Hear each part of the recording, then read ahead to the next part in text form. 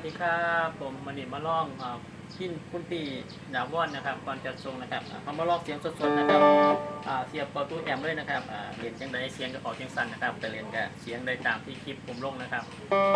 ความบอยโคดนะครับบอทีลายแห้งนะครับฟังเบิ้งครับ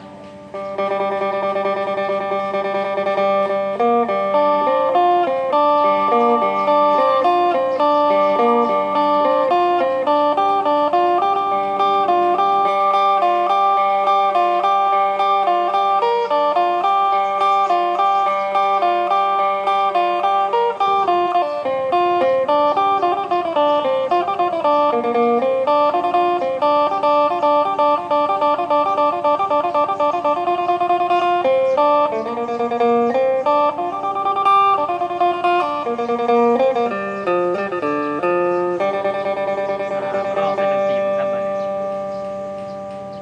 อัดอยู่หน้าบ้านนะครับที่มีเสียงขวดแน่นะครับ